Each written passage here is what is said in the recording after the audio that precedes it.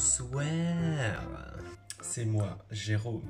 J'ai très envie de vous partager ma recette. Alors, pas ma recette, j'ai trouvé sur internet.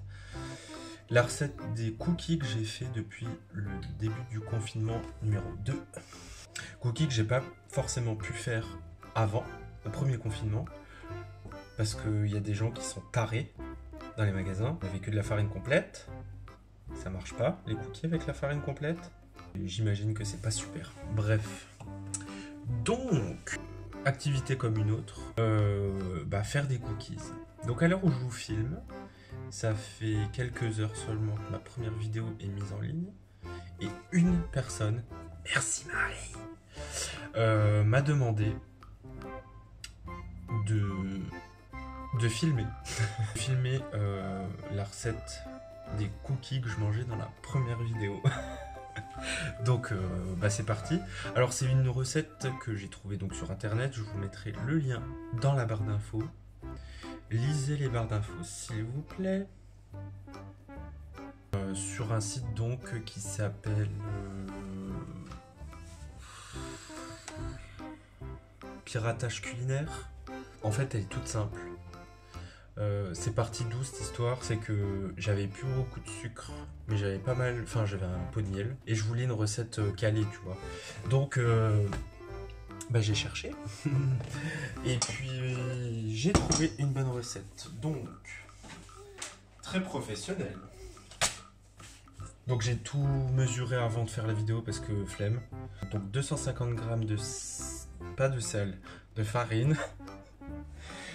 Un peu de sel, c'est-à-dire une cuillère à café, un demi-sachet de levure, 90 g de sucre, de la vanille. Alors, normalement, c'est du sucre vanillé qu'il faut mettre dans la recette, je crois, mais je vais vous montrer.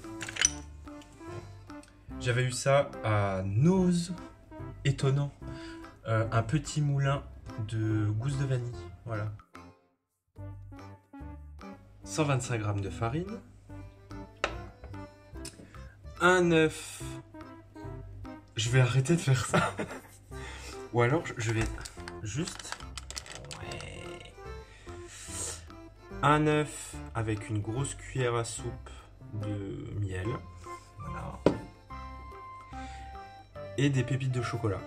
Alors, pépites de chocolat. Donc les pépites de chocolat, moi c'est pas mon truc. Tout simplement parce que c'est plus cher qu'une plaque de chocolat et je trouve toujours bien d'avoir des gros morceaux de chocolat, tu vois. Donc voilà, c'est pour ça que j'ai pris une plaque de chocolat, j'ai fait du concassage de chocolat. Voilà, donc il y a des gros morceaux, il y a des plus petits morceaux, voilà. Ce qui est plutôt sympathique. J'ai donc pris du chocolat dessert noir. Je vais arrêter de venir comme ça parce que ça se trouve c'est hyper oppressant. Le four donc, je le rallume à 195. La première fois que j'ai fait cette recette, j'ai fait fondre le beurre et j'ai tout mélangé d'un coup. Ne faites pas ça parce que votre chocolat va fondre. C'est joli, mais du coup il n'y a plus de morceaux de chocolat, c'est bof. Le beurre. Je mélange toutes les poudres ensemble. J'y mets le beurre.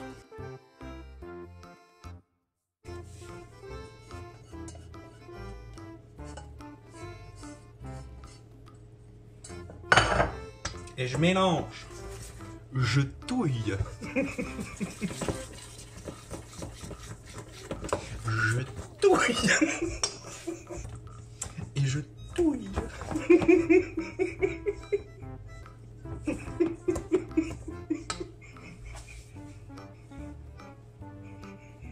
Bref.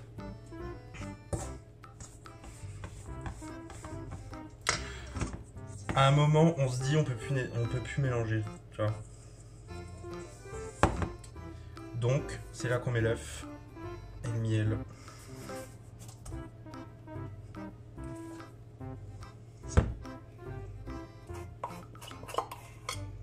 Alors le miel, je vous ai pas parlé du miel. Je suis pas fan du miel liquide en fait. Voilà. Alors je fais pas trop de niaiseries avec la qualité du miel quand je cuisine. Ni d'ailleurs quand je le consomme sur un pain de mie grillé ou sur du pain. Mais J'avoue qu'un bon miel, ça se sent. Voilà. Donc là, c'est du miel de supermarché crémeux. Voilà. Ça fait le taf. Donc vous aurez remarqué que le ratio farine-beurre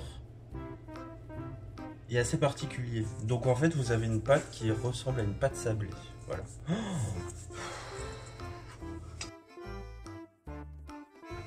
Une pâte sablée. Une fois que la pâte est homogène, ou à peu près, parce que franchement, rien à foutre. On met le chocolat. J'ai mis 20 grammes en plus. La recette de Monsieur Pirate, Piratage culinaire, il dit 100 grammes. Moi j'ai dit paquet.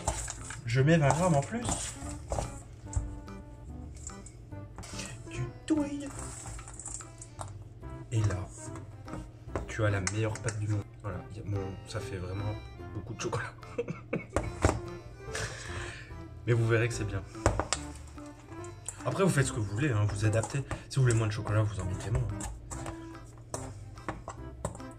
Si vous voulez que ce soit moins sucré, parce que pour telle ou telle raison, bah, vous mettez peut-être pas moins de miel, mais moins de sucre en poudre.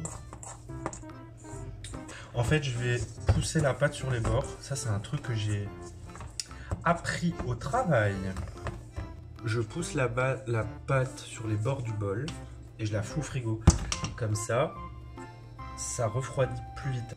Est-ce que j'ai envie d'attendre? Non. Donc, je vais faire 3 cookies, juste pour vous montrer.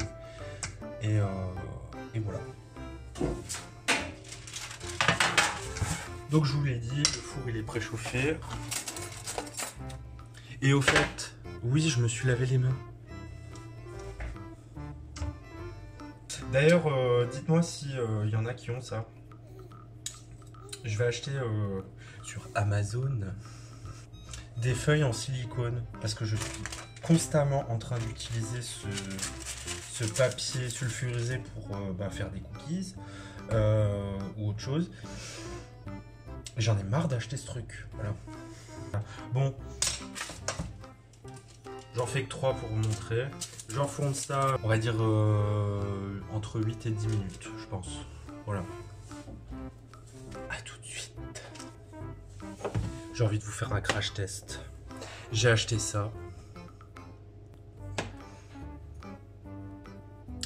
Donc c'est Candia végétal. Donc c'est une boisson à base de noisettes et d'amandes. Voilà, alors ça m'énerve. C'est marqué noisettes grillées et on te dit derrière à base de noisettes et d'amandes. Bref. Haute source, jus concentré de dattes. Je vais remettre.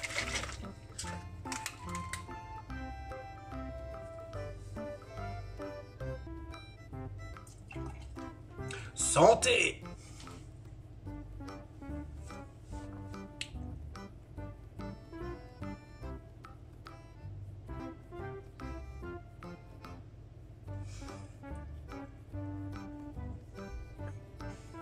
Ça se boit. Hein. C'est pas de ouf. Et ça vaut pas 1,34 €. Bref. Oh les gars, je viens de passer devant un miroir. Vous auriez pu me dire que j'étais taché, non? Bande d'insolents. Donc là, je vais bientôt sortir les cookies. Je vais les sortir et les laisser refroidir. Enfin, pas totalement, mais tiédir sur la plaque. Parce que vous verrez que quand ils sortent du four, en fait, ils sont encore très mous. Voilà. C'est pas une pâte qui va durcir en cuisant. Donc, voilà. Je vais les laisser sur la plaque le temps que ça tiédisse. Et après, je vous montre. Donc, je vous reprends ici, sur mon évier.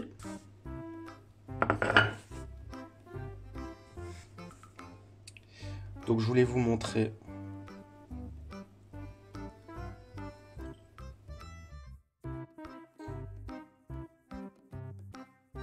Je suis en train de le bouffer là. J'attends vos retours si vous avez essayé cette petite recette qui est fort sympathique. N'hésitez pas à me le dire en commentaire et à aimer la vidéo et à vous abonner. Ça me fera très plaisir. Et en attendant, portez-vous bien pendant ce confinement. Bon courage à ceux qui travaillent et à bientôt.